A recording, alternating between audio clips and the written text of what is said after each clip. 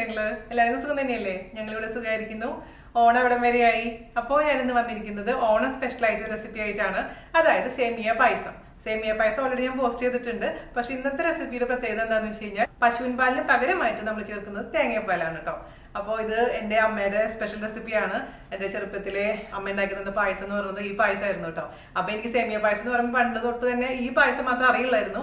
പിന്നെ വീട്ടിൽ പശുവിനൊക്കെ വാങ്ങിച്ച സമയത്താണ് പാൽ പായസം ഉണ്ടാക്കി തന്നിട്ടുണ്ടായിരുന്നു അമ്മ. പക്ഷെ എനിക്ക് പേഴ്സണൽ ഇഷ്ടം ഈ പായസം തന്നെയാണ്.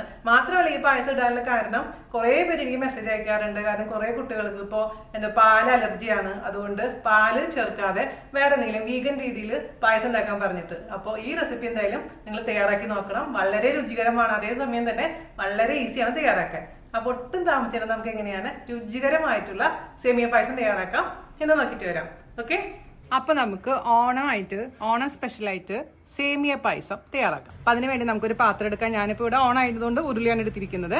അതിലോട്ട് അല്പം നെയ്യ് ചേർത്ത് കൊടുക്കാം. ഇത് ഓൾറെഡി റോസ്റ്റ് ചെയ്തിട്ടുള്ള സേമിയാണ് കേട്ടോ എനിക്ക് ഇവിടെ കിട്ടിയിരിക്കുന്നത്. അപ്പൊ ഇവിടെ നാട്ടിലായതുകൊണ്ട് ഇങ്ങനത്തെ സേമിയാണ് ഞാൻ വാങ്ങിച്ചത്. അപ്പൊ ഇത് ഒരുപാട് നേരം റോസ്റ്റ് ചെയ്യേണ്ട ആവശ്യമില്ല. അതേസമയം റോസ്റ്റ് ചെയ്യാത്ത സേമിയ ആണെങ്കിൽ നമ്മൾ നെയ്യ് ഒഴിച്ചതിന് ശേഷം അത്യാവശ്യം നന്നായിട്ട് ഒരു 2-3 മിനിറ്റ് ചെറിയ തീയിൽ റോസ്റ്റ് ചെയ്തതിന് ശേഷം മാത്രം വെള്ളം ഒഴിക്കാൻ പാടുള്ളൂ. ഇത് റോസ്റ്റ് ചെയ്തത് കൊണ്ട് ഞാൻ 1 മിനിറ്റ് മാത്രമേ ഇത് ഒന്ന് മിക്സ് ചെയ്യുന്നുള്ളൂ കേട്ടോ, നെയ്യോടുകൂടി ചേർത്തിട്ട്. അപ്പോൾ നമ്മളുടെ ഉരുളിയിലോട്ട് 1 ടീസ്പൂൺ നെയ്യ് ചേർത്ത് കൊടുക്കാം. ഞാൻ ഒരുപാട് നെയ്യ് ചേർക്കുന്നില്ല. അതിലോട്ട് 1 കപ്പ് സേമിയ ചേർത്ത് കൊടുക്കാം. അതിനുശേഷം ഒന്ന് ഇളക്കി യോജിപ്പിക്കുക. റോസ്റ്റ് ചെയ്ത കാരണം 1 മിനിറ്റ് മാത്രം ഒന്ന് ചൂടാക്കിയാൽ മതി, അല്ലെങ്കിൽ ആകെ കരിഞ്ഞു പോകും. അല്ലെങ്കിൽ ഒരു 3 മിനിറ്റോളം ചെറിയ കളർ വ്യത്യാസം വരുന്ന വരെ നിങ്ങൾ നെയ്യ് ചേർത്തതിന് ശേഷം റോസ്റ്റ് ചെയ്തെടുക്കാൻ മറക്കരുത് കേട്ടോ. തീ ശ്രദ്ധിക്കണം, ഒരുപാട് ഹൈ ഫ്ലെയിമിൽ വെക്കരുത്. ഇതിപ്പോൾ ഞാൻ മീഡിയം ഫ്ലെയിമിലാണ് തീ വെച്ചിരിക്കുന്നത് കേട്ടോ. 1-1.5 മിനിറ്റോളം ഞാനിത് റോസ്റ്റ് ചെയ്തെടുത്തിട്ടുണ്ട്. അതിലോട്ട് നമുക്ക് ചൂടുവെള്ളം, തിളപ്പിച്ച വെള്ളമാണ് ഞാൻ ഒഴിച്ചു കൊടുക്കുന്നത്, 4 ഗ്ലാസ്.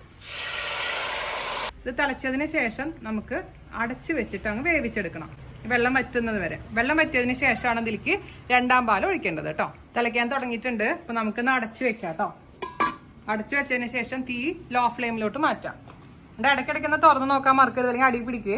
അപ്പൊ നമ്മുടെ സേമിയ അത്യാവശ്യം കുക്കായിട്ടുണ്ട്, വെള്ളമൊക്കെ വറ്റിയിട്ടുണ്ട് കേട്ടോ. ഇതിപ്പോ ഒരു 3/4 ഭാഗം കുക്കായിട്ടുണ്ട്, വെള്ളം അത്യാവശ്യം വറ്റിയിട്ടുണ്ട്. ഒരു അല്പം മാത്രം വെള്ളമുള്ളൂ, കുഴപ്പമില്ലെങ്കിൽ നമുക്ക് ഇതിലോട്ട് ഒരു 5.5 കപ്പ് തേങ്ങയുടെ 2ാം പാൽ ഒഴിക്കാം. 3 തേങ്ങയോട് ഉപയോഗിച്ചിരിക്കുന്നത്. അതിൽ നമുക്ക് ആദ്യം നല്ല തേങ്ങാപ്പാൽ എടുത്ത് വെച്ചു, കട്ടി തേങ്ങാപ്പാൽ 1.5 ഗ്ലാസ് എടുത്ത് വെച്ചിട്ടുണ്ട്. പിന്നെ നമുക്ക് വേണ്ടത് 5.5 കപ്പ് പാല്, 2ാം പാൽ. അത് നമുക്ക് ഒഴിച്ചു കൊടുക്കാം. പശുവും പാലാണെങ്കിൽ നമുക്ക് ഇത്രയും പാലിന്റെ ആവശ്യമില്ല. ഇത് തേങ്ങാപ്പാൽ ആയതുകൊണ്ട് കുറച്ച് കഴിയുമ്പോൾ കട്ട പിടിക്കും.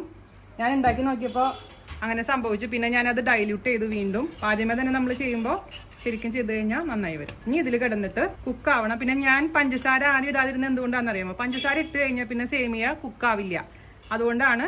അപ്പൊ ഇച്ചിരിയും കൂടെ കഴിഞ്ഞതിന് ശേഷം മാത്രം പഞ്ചസാര ഇട്ട് കൊടുത്താൽ മതി. അതുപോലെ തന്നെ ഏലക്കായുടെ പൊടി ഇടണം. ഏലക്കയുടെ പൊടി അല്ലെങ്കിൽ ഫുൾ ഏലക്കായ ഇട്ട് കൊടുത്താലും കുഴപ്പമില്ല കേട്ടോ. ഇച്ചിരി ഒന്ന് തിളക്കട്ടെ. ഇത് കണ്ടിന്യൂസ് ആയി ഇളക്കി കൊടുക്കാൻ മറക്കരുത്. എന്നൊക്കെ തിളച്ചു കഴിഞ്ഞാൽ പിന്നെ പിരിയില്ല. പക്ഷെ അത് വരെ ഒന്ന് ശ്രദ്ധിക്കണം കേട്ടോ. പിന്നെ ഇത് പിരിഞ്ഞു പോകുന്ന വെച്ചിട്ട് ടെൻഷനൊന്നും വേണ്ട കേട്ടോ. നമുക്ക് കണ്ടിന്യൂസ് ആയിട്ട് ഇളക്കി കൊടുത്തോണ്ടിരുന്നാൽ മതി. പിന്നെ ചെറുതായിട്ട് ഇങ്ങനെ പിരിയുന്ന പോലെ തോന്നും, പക്ഷെ കുറച്ച് കഴിയുമ്പോൾ അത് ശരിയായിക്കോളും. അതുപോലെ തന്നെ നമ്മൾ 1ാം പാൽ ഒഴിച്ച് കഴിഞ്ഞാൽ പിന്നെ തിളപ്പിക്കരുത്, അങ്ങനെ അപ്പം തന്നെ ഓഫ് ചെയ്യണേ. പിന്നെ ഇത് പായസം ഉണ്ടാക്കി കഴിഞ്ഞിട്ടും ഇങ്ങനെ കട്ട പിടിക്കുകയാണെന്നുണ്ടെങ്കിൽ ഒന്നില്ലെങ്കിൽ പാല്, തേങ്ങാപ്പാൽ ചേർത്ത് മിക്സ് ചെയ്യുക, അല്ലെങ്കിൽ നല്ല തിളപ്പിച്ച വെള്ളം ഒഴിച്ചാലും കുഴപ്പമൊന്നുമില്ല. ഞാൻ ഇന്നലെ അങ്ങനെ ചെയ്തത്. അപ്പോൾ അങ്ങനെ ഒരു പച്ചച്ചൊവയൊന്നും വന്നൊന്നുമില്ല പായസത്തിന്, അങ്ങനെ ടെൻഷനൊന്നും വേണ്ട. അപ്പൊ നമുക്കിനി ഇതിലോട്ട് പഞ്ചസാര ചേർത്ത് കൊടുക്കുക. ഞാനിപ്പോൾ 3/4 കപ്പ് പഞ്ചസാരയാണ് ചേർക്കാൻ പോകുന്നത് കേട്ടോ. നന്നായി ഇളക്കി കൊടുത്തോണ്ടേ ഇരിക്കുക. പഞ്ചസാര ചേർത്താൽ കുറച്ചും കൂടെ ലൂസാവും പായസം. പിന്നെ തേങ്ങാപ്പാൽ എടുക്കുമ്പോൾ നിങ്ങൾ ശ്രദ്ധിക്കേണ്ട കാര്യം എന്താണെന്ന് വെച്ച് കഴിഞ്ഞാൽ തണുത്ത്, അതായത് ഫ്രീസറിൽ വെച്ചിരിക്കുന്ന തേങ്ങയൊന്നും പെട്ടെന്ന് എടുത്തിട്ട് പാലാക്കരുത്. തണുത്ത് കഴിഞ്ഞിട്ടുണ്ടെങ്കിൽ തണുത്തിരുന്ന് കഴിഞ്ഞാൽ തന്നെ ഇതങ്ങ് പിരിഞ്ഞു പോകും. അതുകൊണ്ട് എപ്പോഴും ഡീഫ്രോസ്റ്റ് ചെയ്ത് നമ്മൾ നോർമൽ ടെമ്പറേച്ചറിലാക്കിയതിന് ശേഷം മാത്രം തേങ്ങാപ്പാൽ എടുക്കാൻ പാടുള്ളൂ. അതുകൊണ്ടാണ് മീൻകറി വെക്കുമ്പോഴും പായസം വെക്കുമ്പോഴും ഒക്കെ ഈ തേങ്ങാപ്പാൽ അങ്ങ് പിരിഞ്ഞു പോകുന്നത്. അത് ശ്രദ്ധിക്കുക. ഫ്രഷ് ആയിട്ടുള്ള തേങ്ങ ഉപയോഗിക്കുന്നതാണ് ഏറ്റവും നല്ലത്. നമ്മൾ പായസമൊക്കെ ഉണ്ടാക്കുമ്പോൾ ശ്രദ്ധിക്കുക. പക്ഷെ അത് നിവൃത്തിയില്ലെങ്കിൽ ആദ്യമേ തന്നെ പുറത്തെടുത്ത് വെക്കുക, അല്ലെങ്കിൽ നല്ല ചൂടുവെള്ളം ഒഴിച്ചിട്ട് നന്നായിട്ട് അങ്ങ് പാലെടുത്ത് വെച്ചാൽ മതി. നമ്മൾ ആദ്യത്തെ സമയത്ത് ഇങ്ങനെ നമുക്ക് തോന്നും പിരിഞ്ഞിട്ടുണ്ട്, അയ്യോ നമ്മൾ എന്ത് ചെയ്യുന്നൊക്കെ ടെൻഷൻ വരും. പക്ഷെ നോക്കിയേ, ഇപ്പൊ യാതൊരു കുഴപ്പമില്ല. കുറച്ച് കണ്ടിന്യൂസ് ആയി നമ്മൾ ഇളക്കി കഴിഞ്ഞ് കഴിഞ്ഞാൽ ആ പിരി പോലുള്ള സാധനങ്ങളൊക്കെ മാറി കിട്ടും കേട്ടോ. ഒന്നും കൂടെ വറ്റിയതിന് ശേഷം നമുക്ക് ഇതിലോട്ട് 1ാം പാൽ ഒഴിച്ചങ്ങ് ഓഫ് ചെയ്യാം. ഇത്രേ ഉള്ളൂ പണി. പിന്നെ അണ്ടിപ്പരിപ്പും കിസ്മിസും അങ്ങ് നെയ്യിൽ വറുത്തിട്ട് കൊടുക്കാം. അത് നിർബന്ധമൊന്നുമില്ല കേട്ടോ. ഇവിടെ നന്ദൂനും അവിക്കൊന്നും ഇഷ്ടമില്ലാത്തവരെ ഞാൻ നോർമലി ചെയ്യാറില്ല. പക്ഷെ നിങ്ങൾക്ക് പായസം ഉണ്ടാക്കി കാണിക്കുമ്പോൾ അത് ചെയ്തില്ലെങ്കിൽ ശരിയല്ലല്ലോ. പിന്നെ നിങ്ങൾക്ക് ഇത് വേണമെങ്കിൽ പകുതി ചവ്വരിയും പകുതി സേമിയയും കൂടി ചെയ്യാം കേട്ടോ. പക്ഷെ ചവ്വരി ഇട്ട് കഴിഞ്ഞാൽ പായസം ഭയങ്കര പെട്ടെന്ന് കട്ട പിടിക്കും. അതുകൊണ്ട് ഞാൻ പിന്നെ ഇപ്രാവശ്യം ചവ്വരി ഇട്ടിട്ടില്ല. ഇത് തിളച്ച് കഴിഞ്ഞാൽ നമുക്ക് ഇതിലേക്ക് തേങ്ങാപ്പാൽ ഒഴിച്ചിട്ട് അങ്ങ് ഓഫ് ചെയ്യാം. അപ്പം ഞാൻ തേങ്ങാപ്പാൽ ഇവിടെ റെഡിയാക്കി വെച്ചിട്ടുണ്ട്.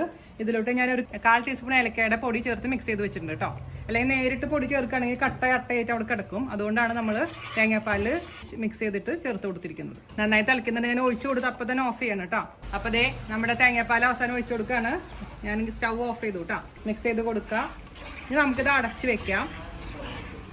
നല്ല ലൂസ് ആയിരിക്കുന്നുണ്ടല്ലോ, കുറച്ച് കഴിയുമ്പോഴേക്കും കുറച്ചും കൂടെ തിക്നെസ് വരും. അതുകൊണ്ട് ഇത്രയെങ്കിലും ലൂസ് ആയിരിക്കുന്ന സമയത്ത് ഓഫ് ചെയ്യണം. ഓവറായിട്ട് തിക്കായി കഴിഞ്ഞാൽ പുഡിങ് പോലെയാവും കേട്ടോ. അപ്പൊ ഇതൊക്കെ ചൂടോട് കൂടി കുടിക്കുന്നതാണ് ഏറ്റവും ബെസ്റ്റ്. പക്ഷെ താല്പര്യമുള്ളവർക്ക് ഫ്രിഡ്ജിൽ വെച്ചിട്ട് തണുപ്പിച്ചിട്ട് പുഡിങ് പോലെയും കഴിക്കാൻ കുഴപ്പമൊന്നുമില്ല. ഇനിയിപ്പോൾ അടച്ചു വെക്കാം. നമുക്ക് ഓഫ് ചെയ്തിട്ടുണ്ട്.